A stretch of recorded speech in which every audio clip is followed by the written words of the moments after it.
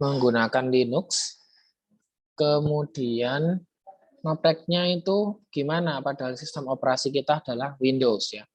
Nah, ada yang tahu? Nah, sebelum saya jelaskan, barangkali ada yang sudah pernah nyoba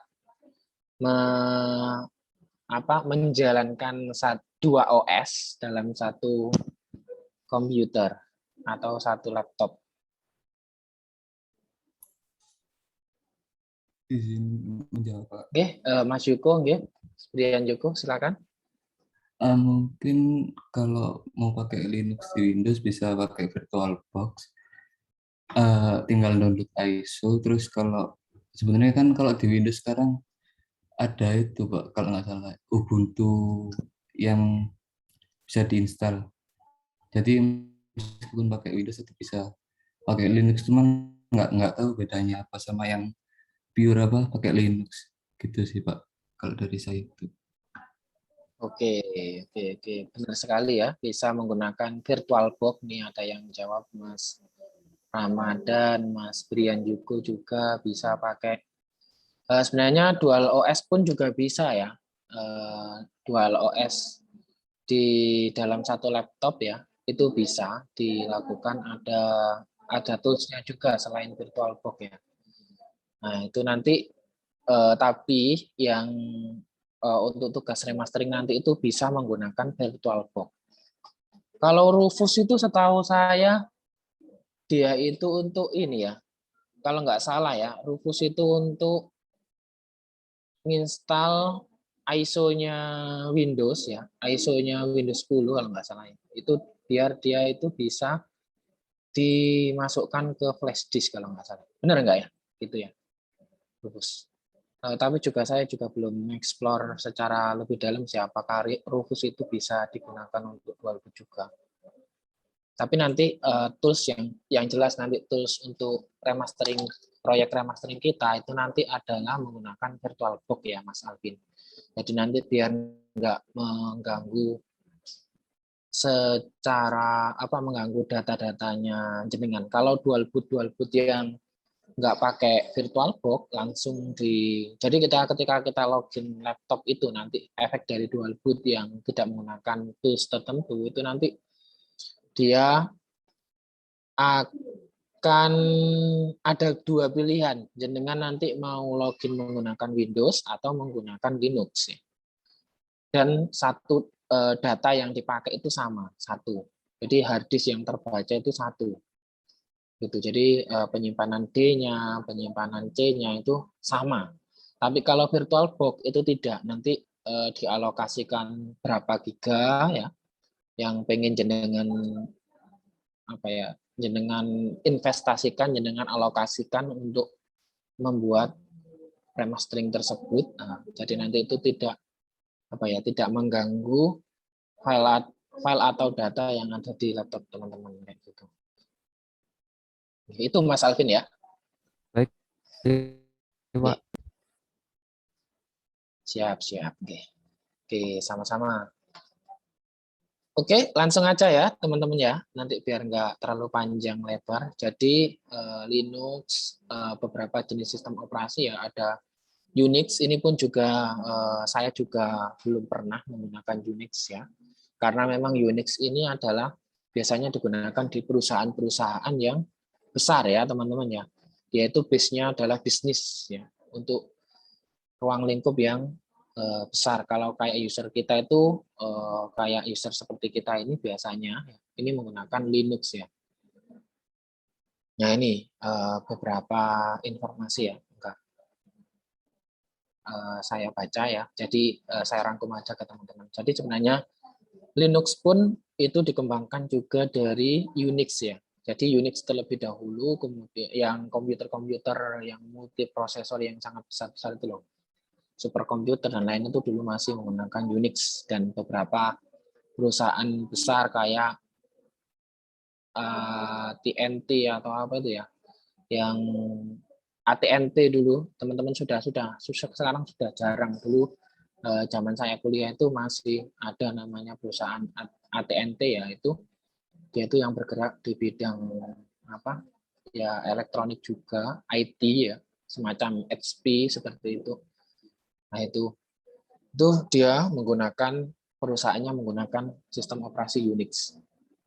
Kemudian Linux ini sudah mulai user interface-nya itu sudah lebih ramah ya, sudah bisa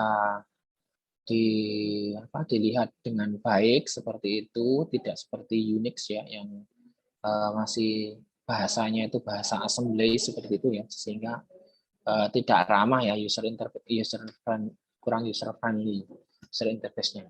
Nah, ini Linux, kemudian karena dia juga open source, kemudian banyak orang yang mengembangkan, bahkan ya dengan sukarela ya teman-teman ya, dengan sukarela dikembangkan, istilahnya itu distro ya teman-teman ya, distro atau turunan derivatifnya. Nah, ini kemudian banyak ya, banyak jenis-jenisnya. Ada Sabili ya, bukan Mas Billy ya. Ini Sabili, jenis distro Ubuntu yang memang Muslim Edition. Kemudian ada juga yang koplo, macam-macam ya, banyak ya teman-teman. Kalau teman-teman pengen cari distro Linux yang sampai sekarang bagus itu, kalau cari ISO-nya ya, bisa. Ini namanya unik ya, namanya itu Kambing UI ya. Jadi websitenya itu teman-teman coba googling ya, Kambing UI gitu ya. Nah itu isinya adalah distro Linux, Kambing. Nanti di browsing aja, Kambing UI ya, Universitas Indonesia ini banyak mengembangkan tentang distro Linux. Kalau di ITS itu ada Mirror ITS. Ini semacam FTP ya, jadi penyimpanannya langsung ke server gitu, kayak ngopi file dari hard disk atau dari flash disk ya. Jadi benar aksesnya melalui internet, tapi kecepatannya jauh lebih cepat daripada download biasa gitu. Ini ada ini dulu yang sempat ya, kalau sekarang sudah banyak ya, sudah lebih banyak lagi yang mengembangkan. Kalau cari distro Linux jauh lebih mudah sekarang, bahkan pengembangnya pun sudah buka websitenya, kemudian membagikan ISO-nya dengan gratis ya, dengan mudah. Nggak kayak software-software yang ada license, ada free, itu biasanya kan sulit ya, harus cari crack-crackan dan lain-lain. Kalau Linux ini salah satu keuntungannya itu jauh lebih mudah karena memang bebas ya, open source tadi. Oke, itu macam-macam banyak karena memang ya banyak komunitasnya ya untuk mengembangkan distro Linux ini. Kemudian ada sistem operasi DOS. Nah, teman-teman ini enggak ini ya, sudah tidak melalui zaman ini ya, teman-teman. Ini saya dulu masih DOS ini masih sempat saya melihat itu kayak semacam komen prompt gitu ya tampilannya. Jadi masih hitam-hitam gitu ya. Kemudian saya dulu juga penyimpanan masih ada namanya disket ya. Itu 1,1 MB itu sudah sangat banyak sekali ya, gitu ya. Masih kotak gitu. Kemudian flash disk sampai sekarang itu sudah jauh berkembang ya sekarang. Oke, itu DOS ini yang mengembangkan adalah IBM ya. IBM ini memang inventornya ya di dunia sistem operasi ini. Salah satu perusahaan yang memang dia fokus di pengembangan tentang sistem operasi komputer, itu IBM memang sangat melegenda ya sampai sekarang ya. Meskipun sekarang sudah banyak perusahaan-perusahaan baru yang mengembangkan IT tersebut. Oke, ini sekilas aja biar teman-teman tahu ya. Kemudian ini Windows, nah ini sudah mulai teman-teman kenal tentunya ya. Sudah sangat dekat dengan kita, bisa dikatakan seperti itu ya. Nah, ini mulai tahun 85, saya dulu masih pernah ini ya, Windows 95 dulu ya. Komputernya besar gitu ya, kayak TV gitu, ada tabungnya ya. Dan itu kalau nggak bisa gitu diketok-ketok gitu ya. Jadi, nah kalau sekarang sudah nggak zaman, sekarang sudah slim-slim ya. Laptopnya pun sudah tipis-tipis ya. Jauh lebih baik sekarang ya. Nah, ini sampai dengan Windows 10, kemudian sekarang sudah mulai rilis Windows 11 ya. Prosesor pun juga sekarang sudah ada yang prosesor Core i7, Core i7 sudah dari dulu ya. Core i9, Core i10 saya sudah mendengar tapi belum mencoba ya. Masih fantastis harganya soalnya. Itu ya teman-teman ya. Oke, kemudian ada Macintosh. Macintosh ini saya nggak begitu paham secara detail ya. Ada teman-teman yang usernya, penggunanya ini jauh lebih ini. Yang jelas kalau Macintosh ini jauh lebih private ya dibandingkan Linux ya. Karena memang dia komersil ya, komersial juga sama sama halnya dengan Windows ya. Meskipun Windows ini sekarang sudah mulai membuka diri ya, sudah membuka komunitas-komunitasnya. Macintosh ini juga dengar-dengar juga sudah ada developnya semacam develop Android juga ya. Ini mulai masuk. Ya karena memang kalau terlalu private juga ini juga ya. Pasalnya nanti lari ya. Karena kalau kita melihat semakin ke belakang ini sesuatu yang semakin private itu orang ya lebih suka cari yang gratis ya, lebih suka cari yang gratis, tapi ternyata dia bisa bersaing kayak gitu. Kayak Android itu kan gratis dan open source juga, jadi banyak yang lebih tertarik ke sana ya. Kalau Apple nggak masih istilahnya masih jaim seperti itu ya. Nah ini nanti bisa-bisa ya lebih banyak ke Android ya, meskipun ya pangsa pasarnya juga ada sendiri ya, sudah kalau itu sudah ngomong masalah bisnis ya teman-teman. Oke, kemudian ada OS 2 ini saya juga nggak tidak tidak istilahnya tidak pernah mengalami masa itu ya. Jadi ini hanya sekilas-sekilas saja. Oke, kemudian kita ke struktur sistem komputer ya.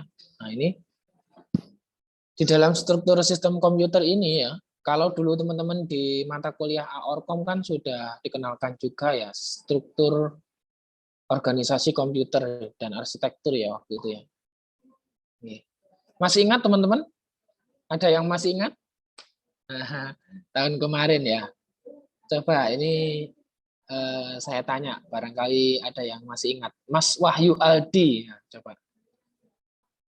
Mas Wahyu, Ya, Pak. masih ingat Gimana, Pak? mengenai arsitektur dan organisasi komputer bedanya apa?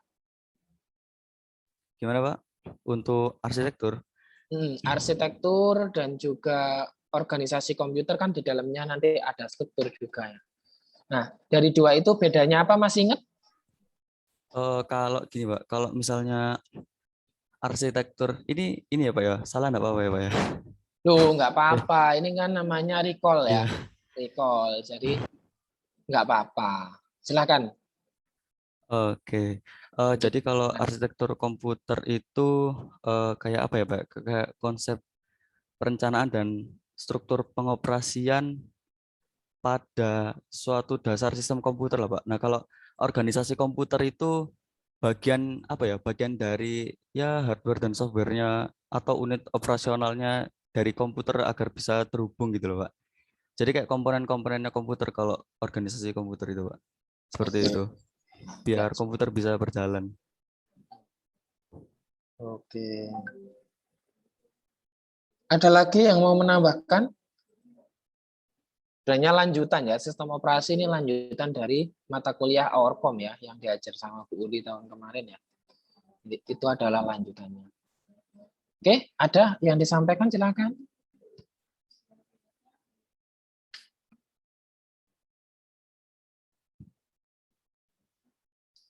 Ada lagi, coba saya ini Mbak Desi mau menyampaikan pendapat Mbak Desi mengenai perbedaan arsitektur dan organisasi komputer.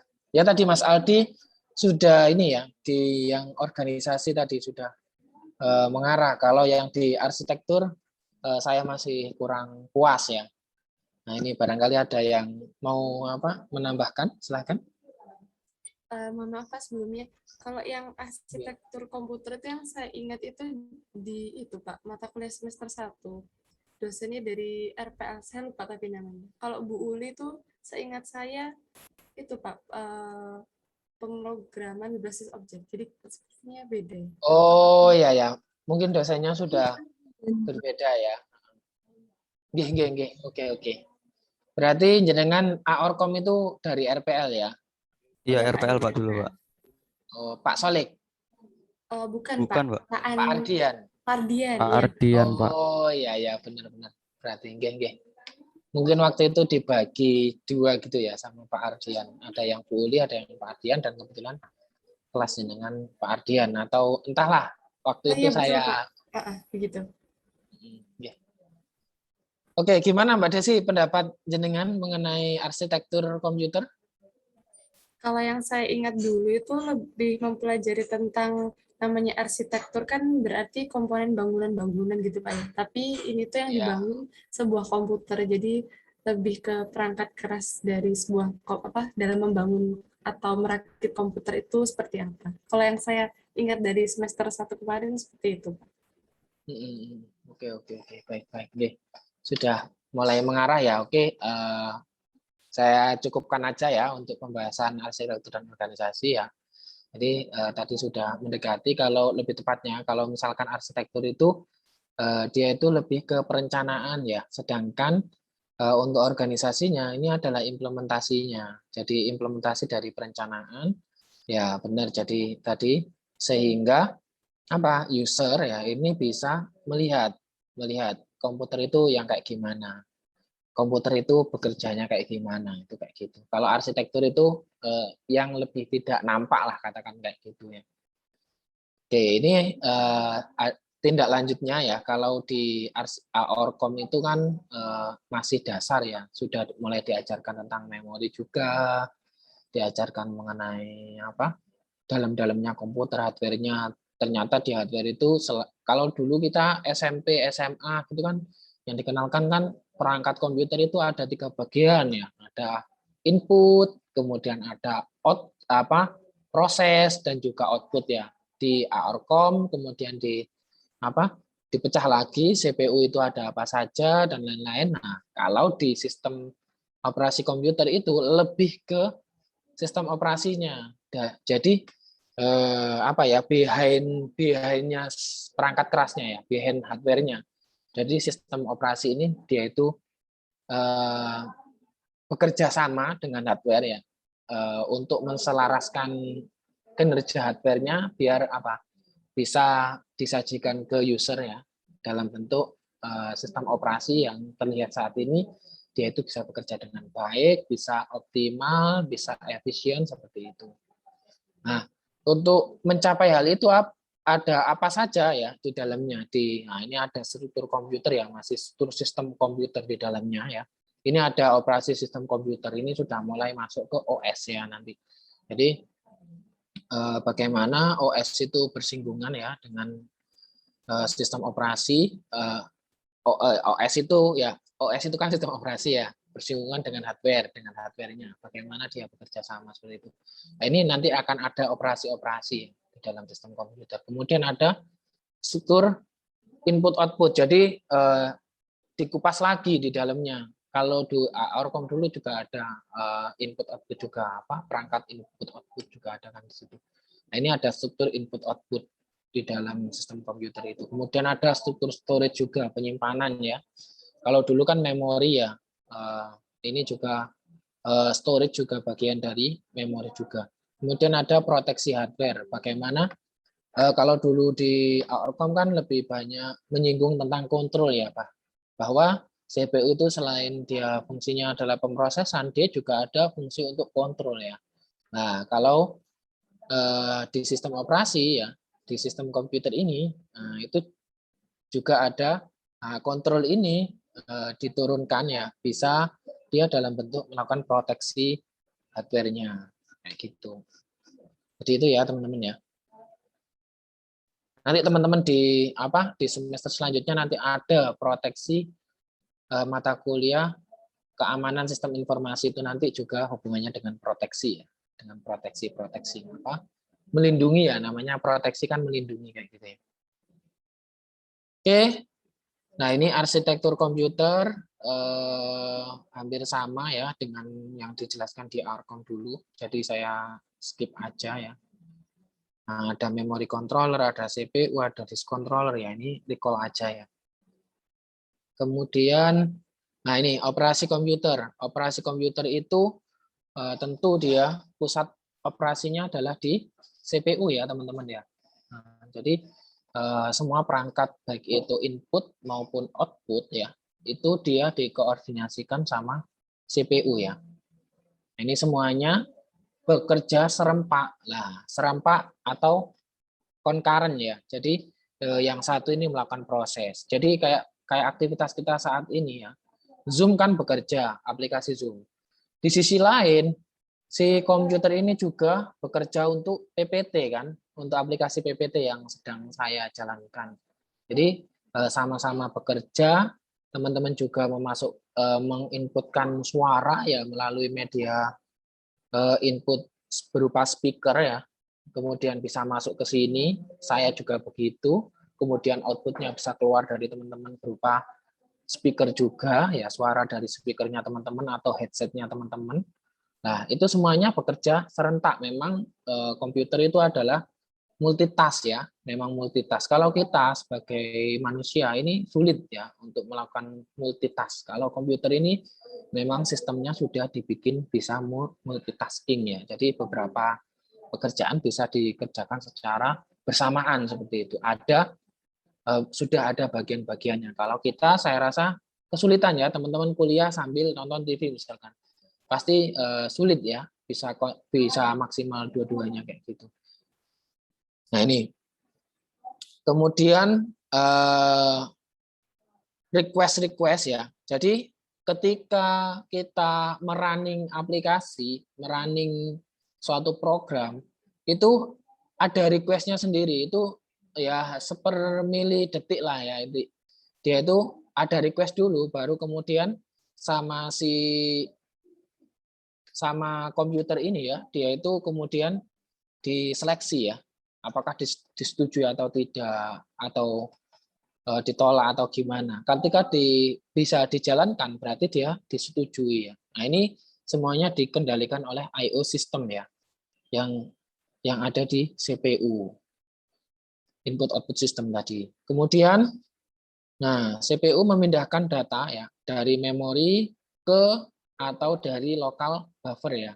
Jadi sebenarnya komunikasi kita ini ada buffernya ya teman-teman ya. Cuman karena memang koneksinya cepat ataupun prosesor dari laptop saya cepat atau prosesor dari laptop teman-teman cepat, RAM-nya banyak hal lah ya yang bisa mempengaruhi itu ya, mempengaruhi kinerja sistem operasi itu ya.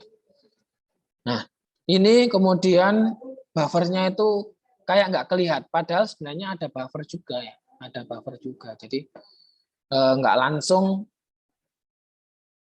informasi dari saya itu nggak langsung masuk ke teman-teman, itu ada ya ada media-medianya juga kan, itu kan juga mempengaruhi kecepatan juga kayak gitu, serta kontrol ya, kemudian tahap-tahap yang harus dilalui, ada request, ada assessment dan seterusnya ya, itu juga akan mempengaruhi seperti itu. Jadi gambarannya proses operasi yang ada di sistem komputer itu kayak gitu ya.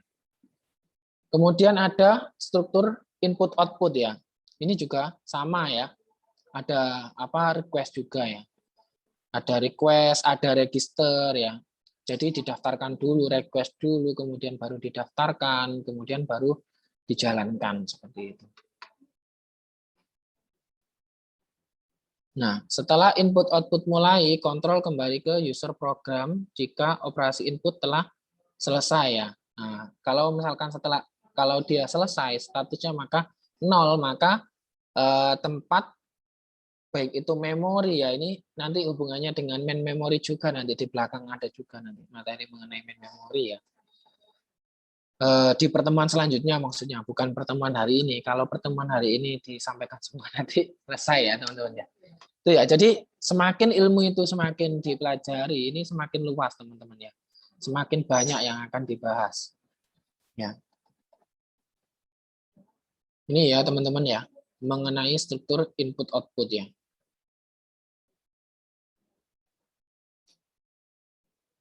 Kemudian ada struktur storage ya. Kalau storage ini teman-teman yang teman-teman kenal kan ada main memory, kemudian ada kalau di OurCom dulu ada cache memory, kemudian ada internal memory, ada external memory ya. Nah, ini kalau di sistem operasi ini beda lagi, ada main memory, ada secondary storage ya. Kemudian main memory ini ya RAM itu ya teman-teman. RAM itu bisa primary storage ya. Kemudian bisa juga main memory ya teman-teman. Hampir sama lah istilah itu ya. Nah, ini main memory ini RAM ya, random access memory. Itu kalau komputer nggak punya RAM, ini nggak bisa dijalankan sistem operasinya ya. Jadi karena untuk menampung aplikasi-aplikasi itu dijalankan sebelum dia ke hard disk ya, itu ke RAM dulu ya. Jadi RAM setelah kalau hard disk kan dia kan diinstal ya, penyimpanan cache-nya, kemudian apa? Penyimpanan file-file apa ya, file-file ekstraknya itu kan di hard disk ya, karena memang dia sifatnya permanen. Sedangkan untuk proses menjalankannya mulai dari request, register dan lain-lain dijalankan, persentasenya ya dan lain-lain itu. Nah, dia itu masuk ke main memory, ke RAM ya. Jadi ya saling berkesinambungan ya. Kalau misalkan nggak ada RAM, nah dia nggak bisa dijalankan, bisa diinstal tapi nggak bisa dijalankan ya kayak gitu ya.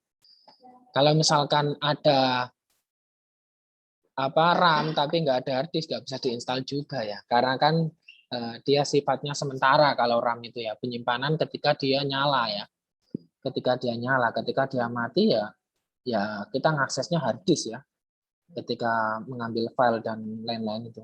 Secondary storage itu ya, masuk ke secondary storage ya, hard disk itu. Nah, ini biasanya kalau secondary storage itu dia kapasitasnya besar ya teman-teman. Sekarang kan ya sudah sampai tera ya hard disk ya. Sekarang juga sudah ada jenis hard disk baru, SSD juga ya, nanti ada di. Kemudian kalau kita berbicara tentang storage, teknologi yang masih lama ya, ini menggunakan magnetic disk ya, menggunakan magnetic disk, metal keras, piringan ya yang terbungkus material magnetik. Jadi memang ya komputer ini juga masuk satu rumpun dengan elektro, dengan teknik komputer ya, itu masih satu rumpun memang ya. Jadi pembahasannya masih ya ada yang beririsan seperti itu ya teman-teman. Kalau teman-teman punya hard disk yang rusak, coba teman-teman buka dalamnya itu kayak gimana ya, kayak piringan gitu ya, piringan mengkilat gitu ya. Dia itu berputar cepat kayak gitu, perputarannya karena cepat tadi ya, rotasinya itu, kemudian dia itu bergesekan dengan semacam kayak pen gitu ya. Nah, karena saking cepatnya dan ada gesekan itu sehingga dia timbul kayak gaya magnetik gitu ya, tarik menarik itu ya. Dari situ nanti yang kemudian bisa diakses ya, bisa disimpan, ditulis di situ, kemudian bisa diambil lagi dan lain-lain. Nah, itu menariknya di sistem komputer itu kayak gitu ya teman-teman. Nanti ada videonya, sudah saya sertakan. Kemudian disk controller menentukan interaksi logikal antara device dan komputer ya. Juga ada dulu kalau teman-teman kan ada nama istilahnya di OurCom ya, itu ada istilahnya arithmetic logic unit ya. Ada unit yang dia itu bekerja untuk sesuatu operasi-operasi yang dia itu logic ya, logic. Makanya itu juga nggak beririsan juga dengan ilmu-ilmu matematik ya, dengan binary dan lain-lain itu. Kok itu teman-teman ya. Nah, ini gambarannya hard disk itu kayak gini headnya ya. Ini kayak headnya. kepalanya itu ada kayak pennya nanti kayak gitu ya, yang dia itu bersinggungan dengan itu. Makanya kalau teman-teman coba dengerin PC atau kalau laptop itu nggak begitu terdengar karena memang harddisknya itu lebih kecil ya meskipun kadang juga terdengar juga sih, lebih kecil daripada harddisknya PC. Beda teman-teman, harddisknya PC itu lebih besar memang ya, lebih besar. Kalau teman-teman coba iseng-iseng running PC itu kan kadang dengar kayak gitu ya. Nah, itu adalah proses pembacaan filenya ya.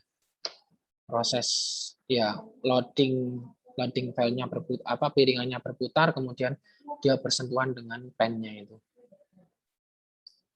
Nah, ini ya gambarannya kayak gini. Nah, ini videonya. Coba saya running ya.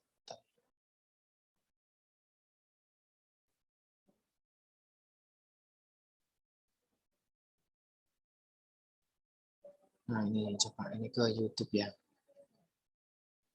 Biar nggak terlalu besar filenya ya.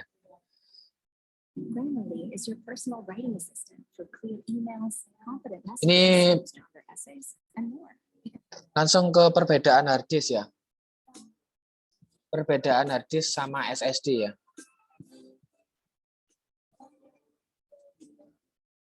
Nggak masuk ya suaranya ya? Masuk Pak, suaranya sudah masuk Pak. Sudah masuk Pak. Oke teman-teman, kalian kita memberikan sekilas tentang 5 perbedaan SSD dan HDD. Kalau dari segi persamaan mungkin kalian sudah pada tahu ya, kedua jenis hard drive ini berfungsi sebagai storage atau penyimpanan di dalam komputer ataupun laptop. Oh ya, jika ada pertanyaan kenapa ada SSD, padahal kan HDD juga sama fungsinya. Baiklah, saya akan jawab sekilas tentang hal itu.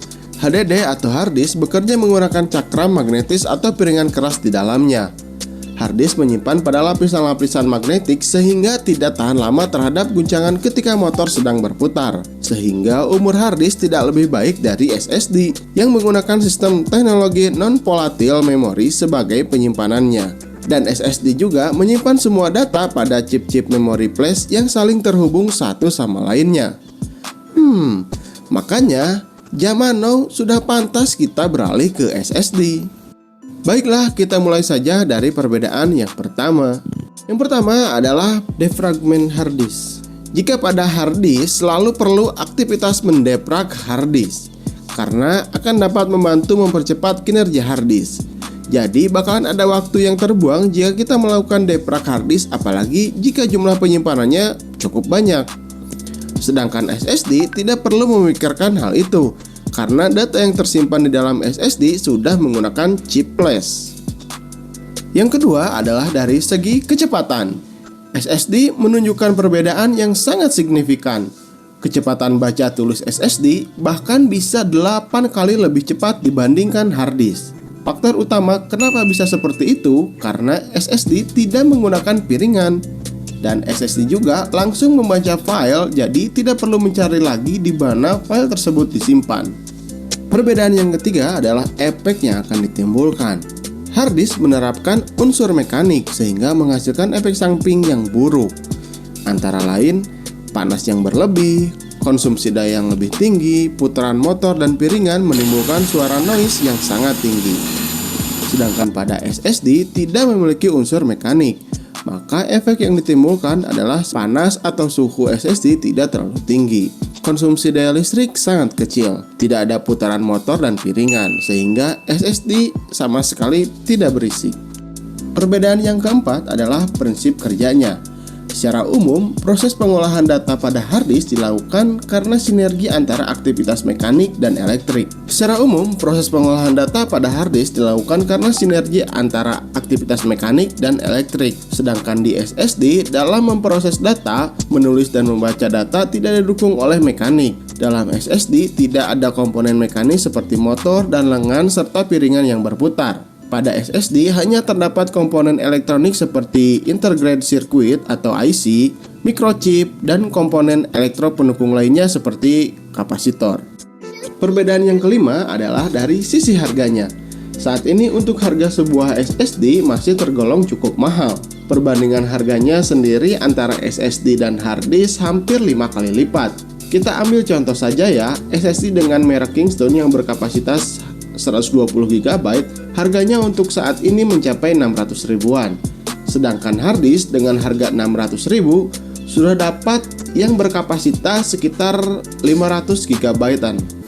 Perbandingan antara keduanya cukup signifikan kan? Itulah sekilas perbedaan antara SSD dan hard disk. Jika teman-teman ada menemukan perbedaan yang lain, silahkan tinggalkan di kolom komentar. Jangan lupa like, share, dan subscribe channel Sekilas IT. Cukup sampai di sini dulu. Saya Randy Adha, Sekilas IT. Assalamualaikum warahmatullahi wabarakatuh. Salam teknologi. Oke, itu ya teman-teman perbedaan antara hard disk ya dengan SSD. Nah, ini sekarang yang lagi berkembang, yang lagi in ya, yang lagi in. Jadi teman-teman, saya coba masuk ke yang lagi update sekarang ya. Jadi nanti biar teman-teman sebagai lulusan SI, lulusan IT ini juga ya semuanya rata lah, bisa tahu ya, nggak hanya teman-teman yang tertarik di dunia teknologi. Biasanya ini anak laki-laki biasanya yang lebih tertarik dengan hal-hal semacam ini. Karena sekarang juga sudah perkembangan informasi juga sudah sangat luas seperti itu. Jadi teman-teman yang perempuan juga nggak boleh ketinggalan ya. Nanti kalau magang pasti bisa aja ditanya ya sama instruktur yang ada di perusahaan misalkan. Kok nggak ngerti teknologi yang update sekarang ya di komputer kayak gitu tentang SSD misalkan kayak gitu. Ini biar ya nambah informasi tambahan aja sih buat teman-teman selain memang pembahasannya mengenai storage tadi. Oke, itu teman-teman ya mengenai storage. Nah, kemudian ada hierarki ya. Hierarki ini susunan sistem storage ini kurang lebihnya kayak gini, ada kecepatan, kemudian ada biaya dan juga volatilitas ya. Volatilitas itu adalah tingkat perpindahan datanya, tingkat perpindahan datanya. Jadi perubahan datanya itu ada yang dia sangat tinggi sama enggak ya. Kalau yang tinggi itu main memory ya, dia sangat volatil karena memang dia bisa digunakan, bisa diakses ketika listriknya sedang menyala atau sedang dinyalakan komputernya, sistem operasinya sedang dijalankan. Kalau sebaliknya yang volatilitasnya rendah adalah yang secondary storage ya, yang kayak hard disk, SSD itu ya. Karena ketika dia sistem operasinya tidak dijalankan, teman-teman tetap bisa mengakses itu. Dengan cara apa? Dengan cara menjadikannya hard disk-nya itu menjadi hard disk eksternal, kemudian diakses dari tempat yang lain atau dengan device yang lain kayak gitu. Kemudian ada caching. Caching ini semacam penduplikasian informasi ya ke dalam sistem storage yang cepat dapat dilakukan melalui cache pada secondary storage. Nah, teman-teman biasanya menjumpai caching ini ketika teman-teman misal bisa dikatakan ketika hard disk-nya teman-teman full ya, banyak aplikasi yang dijalankan, teman-teman jarang membersihkan ya, misalkan. Jadi kayak semacam kayak semacam spam gitu ya. Jadi ketika teman-teman mengakses file, mengakses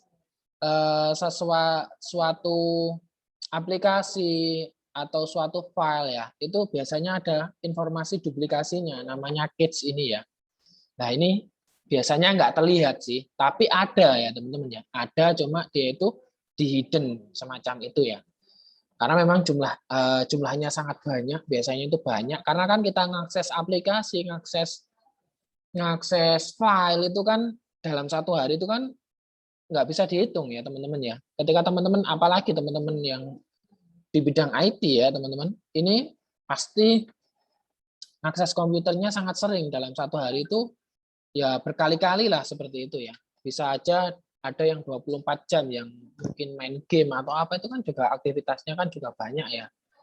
Jadi itu meninggalkan cache yang sangat banyak, itu juga salah satu yang mempengaruhi storage juga. Nah, ini biasanya bisa dibersihkan teman-teman sama software tertentu ya. Saya nggak sebut mereknya, banyak softwarenya. Nanti teman-teman bisa cari di internet. Nah, ini nanti baru ketahuan, oh ini ternyata cache-nya sudah sekian giga kayak gitu ya. Oke, ini ya hierarki storage device-nya ya. Jadi susunannya kayak gini. Pertama kan register ya, kemudian cache, kemudian main memory ya, RAM itu, kemudian electronic disk atau secondary storage ya, magnetic disk, optical disk ya. Nah, ini jenisnya beda ya, teman-teman. Ini jenisnya beda tergantung ini. Kalau optical disk ini ya CD-ROM itu ya, teman-teman. Kemudian yang bawah sendiri ini magnetic tapes ya.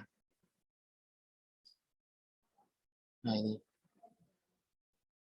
Oke, kemudian kalau proses migrasinya di storage itu kayak gini ya, teman-teman. Jadi dari magnetic disk ya, dari disk ke register ya, ini dari disk ke register, atau dibalik dari register ke disk. Kalau dari register ke disk berarti ke sini dulu ya, kemudian ke sini, kemudian ke sini, kemudian ke sini ya. Nah, ini dari magnetic disk ya. Dari disknya berarti dari secondary storage-nya ya, secondary storage-nya. Kemudian ke main memory.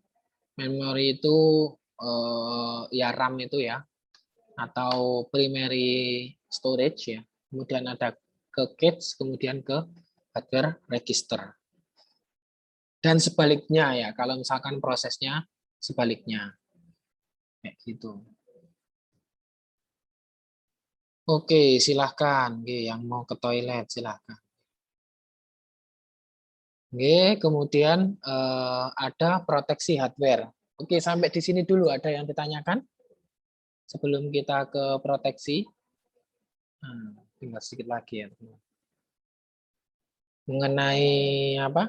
Storage, kemudian operasi yang ada di sistem komputer, ada yang ditanyakan? Silahkan.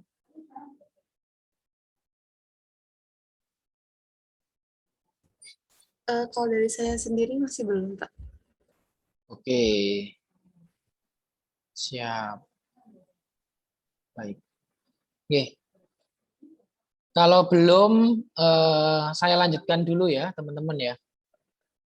Saya lanjutkan dulu. Baik, Mengenai proteksi hardware ya, merupakan upaya untuk mengamankan proses, kinerja, dan juga fungsi komputer agar dapat bekerja dengan semestinya ya, teman-teman ya. Berikut beberapa hal yang dilakukan komputer untuk melakukan proteksi terhadap hardware-nya ya. Nah, ini ada proteksi input-output ya. Kemudian ada proteksi memori, kemudian ada proteksi CPU ya. Apa saja itu? Nah, kita ulas ya. Proteksi input-output ya. Artinya perlindungan ya, teman-teman ya. Perlindungan komputer terhadap hardware input-output ya. Semua instruksi input-output adalah instruksi privilege ya. Jadi dia punya privilege tersendiri, punya privasi tersendiri seperti itu ya, teman-teman ya. Jadi kita sebagai user nggak ngerti ya, nggak ngerti dijalankannya itu kayak gimana. Dia itu berada di bawah ini, dia dijalankan sama kernel ya, sama sistem yang ada di dalam komputer. Jadi kita ya tahu-taunya ya udah gitu loh ya, kayak gini ya, kayak gitu. Jadi dia semua instruksi itu ini sebagai satu proteksi ya, satu proteksi input output itu. Kemudian hanya dapat dilakukan melalui sistem operasi atau operating system ya, OS. Operating system dapat mencegah request ke input output dengan melihat mode saat ini ya, dengan mode saat ini. Jadi mode saat ini itu ya mode yang dijalankan pada waktu sistem operasi itu dinyalakan ya, dijalankan oleh user ya, oleh pengguna. Operating system ya, OS menjaga supaya program user tidak dapat menjadi monitor mode ya. Monitor mode. Artinya monitor mode itu yang tampak ya, yang tampak di layar monitor kita ya. Karena memang dia berjalan di bawah yang terlihat ya, seperti itu. Untuk mencegah user program melakukan, nah ini untuk mencegah user program melakukan ini, menangani interrupt ya, interupsi ya. Jadi pencegahan dengan mengubah alamat interrupt vektor ya. Kemudian mengubah status dan data pada device table ya.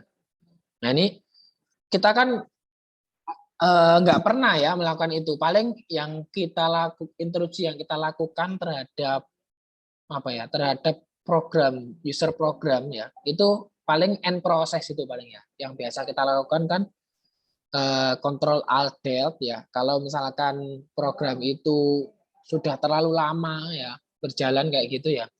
Nah ini paling kita melakukan Control Alt Delete ya. Kemudian kita end process gitu kan. Itu interupsi dari kita ya. Kalau kita tidak melakukan interupsi, artinya yang melakukan interupsi itu siapa ya? Ya kernel ya. Ya kernel OS yang ada, yang dijalankan di laptop teman-teman itu, yang kemudian mengatur itu bagaimana nanti mana yang didulukan, mana yang dibelakangkan, sehingga prosesnya bisa diselesaikan seperti itu ya. Kayak gitu teman-teman.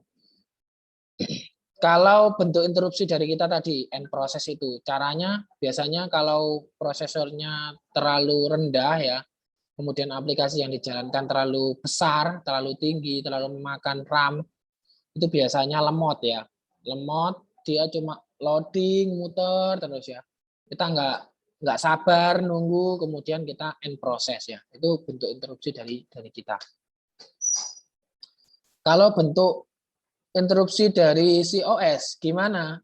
Ya, kalau misalkan memang ditunggu prosesnya berjalan terus, ya teman-teman mau waiting dan lain, ternyata di bawah itu dijalankan, ternyata ada sesuatu yang nggak bisa dipenuhi, maka si OS itu kemudian menawarkan ke user apa? Untuk end process atau wait ya. Atau kalau sudah call notok gitu biasanya nggak ada pilihan lain, itu mesti end process. Selalu pilihannya pasti untuk mengakhiri itu tadi. Karena memang ya nggak ditemukan solusinya. Untuk menunggu itu pun juga ya ada problem lain seperti itu ya. Daripada terus ditunggu, mending diakhiri dan coba memulailah lagi, mengajukan antriannya lagi kayak gitu.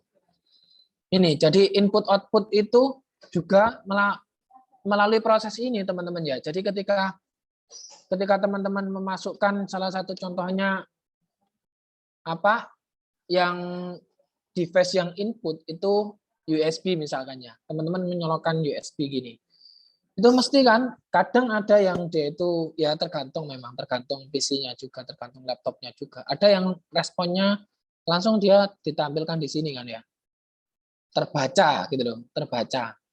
Nah ini terbaca apa? Ada device apa? Flash disk ataukah CD atau apa ya? Atau kabel USB itu kan ada responnya kan. Nah ketika ada responnya, teman-teman harus memberikan feedback di situ kan. Nah, setelah teman-teman memberikan feedback di tampilan itu ya, kemudian dijalankan ya. Nah itu paling yang di sekitar itu aja ya. Itu adalah bentuk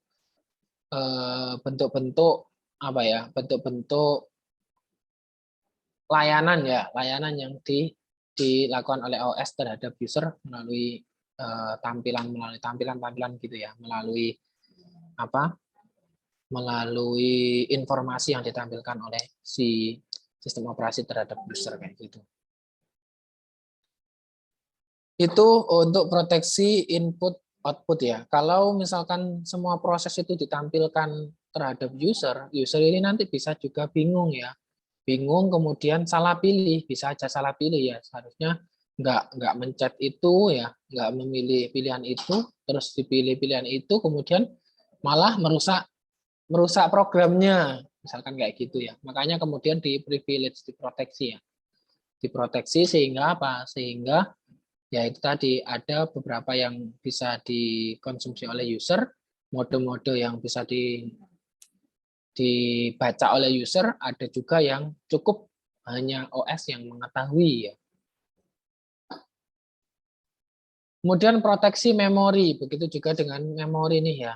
Ini ada proteksinya juga ya. Nah, melindungi memori utama, main memory ya, untuk isi interrupt vector dan juga interrupt service routines ya.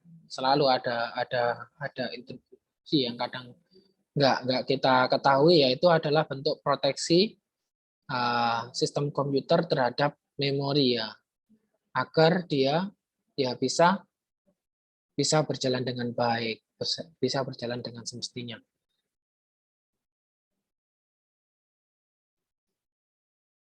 Pada umumnya, caranya itu adalah setiap user program hanya dapat mengakses lokasi memori yang telah dibatasi, disediakan untuk program tersebut ya. Misalkan range address ya, alamat yang valid. Ini nggak terlihat juga sih ke teman-teman ya. Ini proses yang ada di dalam. Biasanya itu ada proses ID, ada thread ID. Itu nanti bisa teman-teman lihat di Ctrl Alt Delete, kemudian proses. Nah, itu nanti ada ID proses. Itu nanti kelihatan di situ ya. Proses sesuatu yang dijalankan di bawah sistem operasi. Kemudian ada base register, menyimpan alamat terkecil memori secara fisik ya. Jadi ada juga address-nya ya, ada juga base registernya. Kemudian ada limit register, besarnya jangkauan memori yang diizinkan. Jadi ini beberapa bentuk proteksinya seperti ini ya teman-teman ya. Membatasi, memberikan limit, memberikan lokasi-lokasi tertentu, alamat-alamat tertentu ya, untuk alokasi ya memori ini, pekerjaan ini, proses ini, dan lain-lain itu sudah diatur sampai di situ ya sistem operasi. Sangat terstruktur. Kemudian memori di luar range tersebut tidak dapat diakses oleh user program. Kalau nggak dialokasikan ke range address, ke base register atau limit register, ini nggak bisa dijalankan. Makanya kemudian ada istilahnya program aplikasi yang korup, file yang korup, itu juga arahnya ke sana teman-teman ya. Yang nggak dikenali, kemudian dia dianggap sesuatu yang korup ya. Nah ini ya teman-teman ya. Kemudian ada proteksi CPU ya. Selain interupsi yang ada di storage ya, di memori ya. Nah di CPU ini juga melakukan interupsi ya secara berkala oleh hardware ya. Jadi hardware ini melakukan interupsi terhadap proses yang ada di CPU ya. Transfer kontrol ke OS. Nah, ini tujuannya adalah untuk melakukan transfer kontrol ya, kontrol transfernya ke sistem operasi. Nilai timer akan berkurang sesuai clock tick ya dari hardware komputer. Jadi sebenarnya sudah setiap proses yang diregister itu dikasih jatah waktu ya teman-teman ya, dikasih jatah waktu. Kalau misalkan sudah ada jatah waktunya, prosesnya ini harus katakan ya, saya kasih contoh misalkan 10 detik ya. Ini saya juga nggak tahu juga sih di dalam sistem operasi itu berapa. Biasanya sih kalau dikira-kira itu bisa kayak sekitar 1 menit gitu ya. Kalau terlalu lama dari itu biasanya itu pasti muncul informasi ya, wait response ya, wait response atau mengakhiri ya, atau end ya. Biasanya kan ada kayak gitu, itu sudah di luar timer yang ditentukan oleh hardware yang ada di komputer atau sistem operasi ya. Nah ini adalah tujuannya untuk memproteksi CPU tadi. Salah satunya itu memproteksi CPU-nya agar apa? Ya, agar prosesnya tadi bisa berjalan dengan baik. Saat nilai timer menjadi 0, interrupt terjadi. Maka ada semacam interupsi, ada apa ya? Kayak dipotong gitu ya. Jadi ada semacam notifikasi kayak gitu ya. Apakah ini masih mau ditambah lagi waktunya atau tidak? Kalau ditambah, ya ditambah. Oke, ya. Tergantung usernya sih ya, teman-teman ya. Itu juga di dalam hardware yang ada di dalam sistem komputer juga seperti itu. Kemudian, nah ini ada juga istilahnya housekeeping ya di dalam CPU. Ini melakukan CPU scheduling, jatah CPU. Jadi nanti teman-teman di materi-materi selanjutnya itu nanti ada juga mengenai scheduling, ada algoritma jenis-jenis algoritma yang dia itu salah satu fungsinya adalah untuk penjadwalan ya teman-teman ya.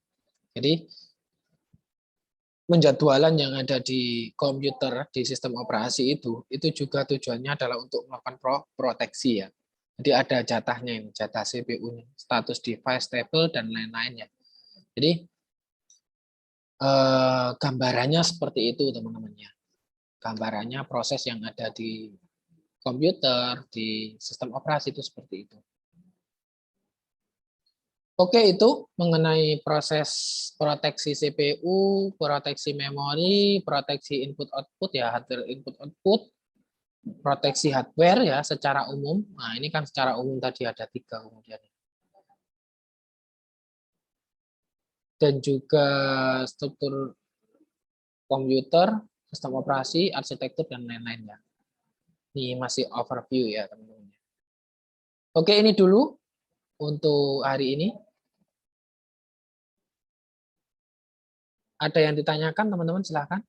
Nah, ini ke tugas nanti, kalau misalkan nggak ada yang ditanyakan. Nah, sudah selesai. Singkat-singkat dulu aja ya.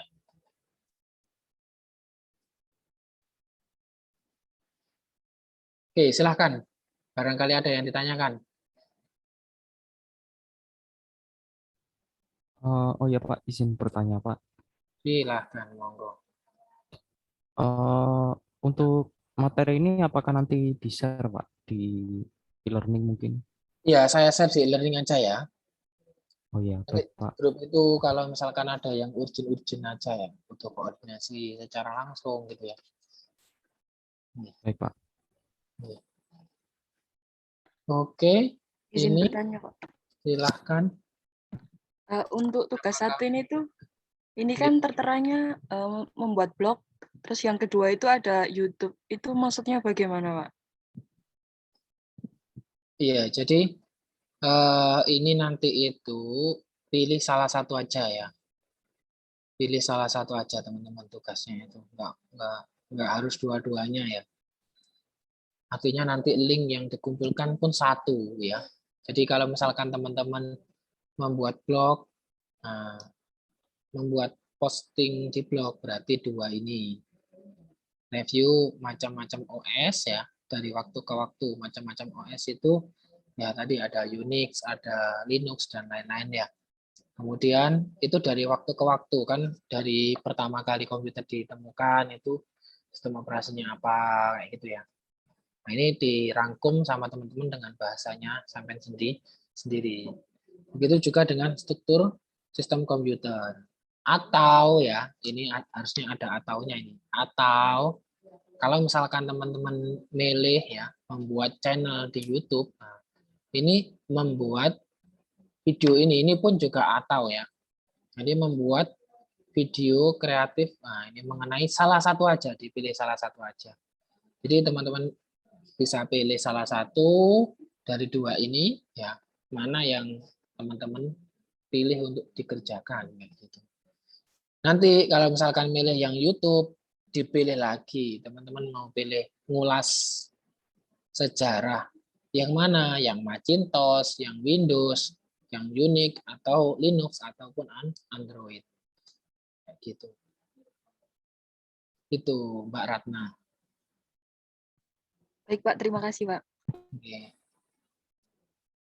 Silakan, ada lagi yang lain?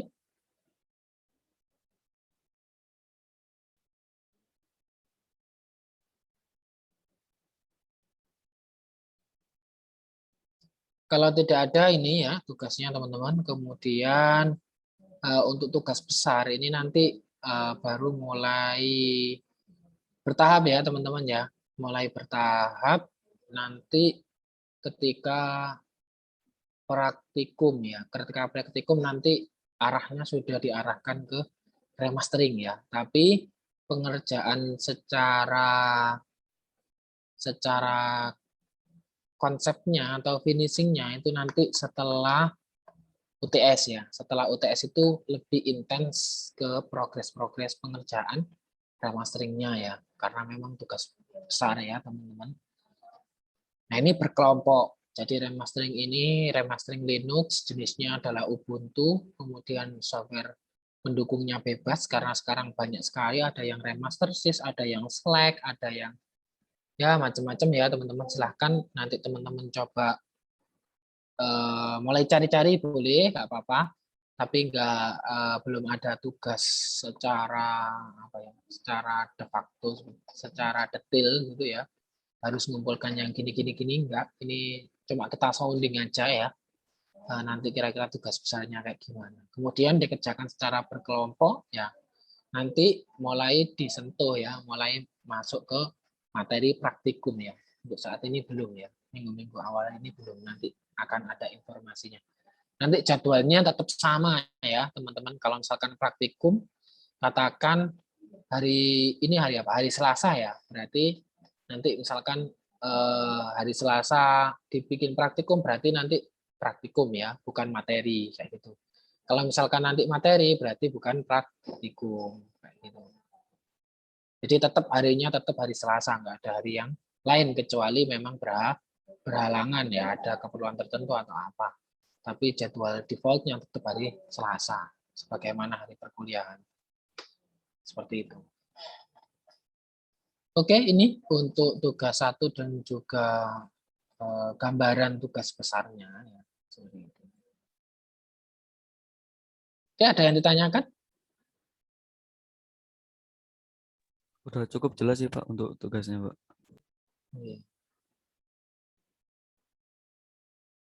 Baik, kalau sudah cukup jelas, saya rasa sekian untuk pertemuan kita hari ini ya. Pak, mau nanya. Silakan Mbak Ania. Ini deadline-nya kapan, Pak? Oh ya, deadline-nya ini ya. Deadline-nya hari sekarang ada apa? Hari Selasa ya. H-1 ini aja ya. H-1 perkuliahannya berarti hari Senin minggu depan. Pukul 16 saja ya, bukan pukul 23.9 ya. Baik, Pak. Baik, Pak. Terima kasih. Baik Pak. Baik, Pak. Oh ya Pak, izin bertanya Pak saya Pak. Silahkan Mas Alvin. Untuk software remasteringnya sendiri, mungkin dari Bapak merekomendasikan software apa ya Pak? Merekomendasikan apa ya?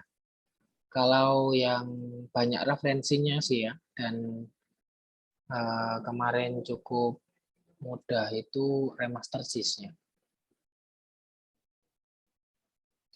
Tapi terserah teman-teman, kadang-kadang namanya juga instalasi hardware ya, hardware ataupun software itu kadang ya ngelihat device atau laptop kita ya, kadang juga spesifikasinya sama dengan software yang sama pula, tapi eksekusinya berbeda ya, bisa aja terjadi ya.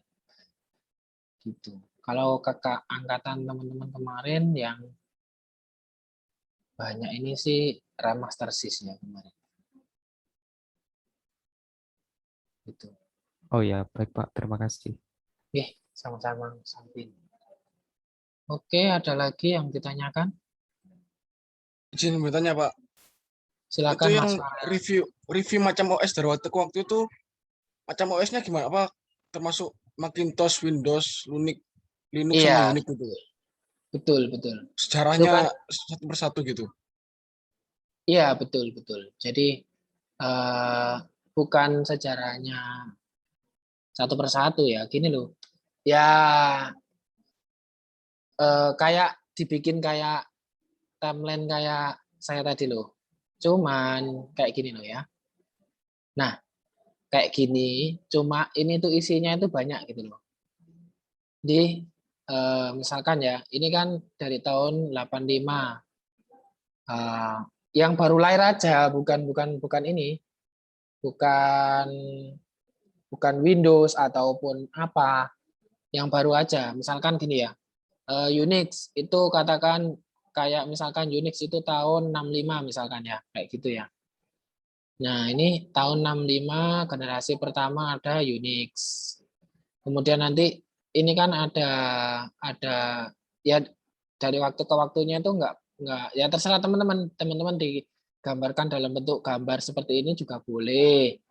Tapi kalau yang sebenarnya saya bikin tugas itu adalah urut ya dari atas. Dari atas dulu. Dari OS pertama yang muncul apa terus selanjutnya ya gitu. Iya, jadi nanti misalkan Unix diceritakan, oh Unix ini OS yang kayak gimana sih, tapi jangan terlalu panjang ya, dirangkum aja. Jadi misalkan spesifikasinya Unix itu apa sih, yang istimewa dari Unix saat itu apa, kayak gitu. Nggak usah dikasih kelebihan, kekurangan, nanti terlalu banyak nanti ya. Oh ya, baik, Pak. Gitu-gitu aja, singkat-singkat aja. Kemudian nanti yang kedua muncul Linux generasi Linux garis besar gitu aja. Linux baru kemudian di dalamnya diceritakan. Linux awalnya juga dikembangkan dari Unix misalkan kayak gitu. Dan seterusnya. Kemudian setelah Linux, Windows misalkan. Nah, kayak gitu dan Ya, seterusnya. baik, Pak. Sampai sekarang. Oke. Baik, terima kasih, Pak. Sama-sama. Oke, ada lagi?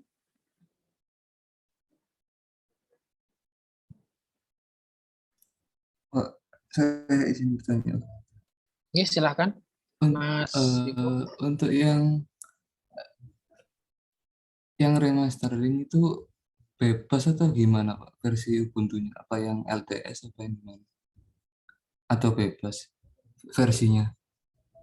Yang ya Linux Ubuntu bebas ya, bebas. Bebas ya. Teman mau yang versi 16, 18 atau versi yang terbaru karena nggak semuanya ya tadi lihat-lihat device-nya teman-teman juga. Ada juga yang belum bisa diremastering, ada juga yang ini bisa diremastering di laptop ini, ada juga yang enggak. Jadi saya bebaskan aja. Yang terpenting jenisnya adalah Ubuntu ya. Oke, terima kasih Pak. Oke, Mas Yugo.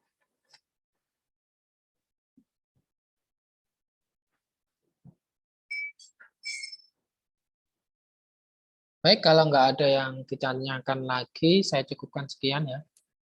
Untuk pertemuan kita hari ini, kurang lebihnya mohon maaf. Semoga bermanfaat. Saya tutup. Wassalamualaikum warahmatullahi wabarakatuh. Waalaikumsalam warahmatullahi wabarakatuh. Terima kasih, Terima kasih, Pak. Oke, sami-sami. Waalaikumsalam.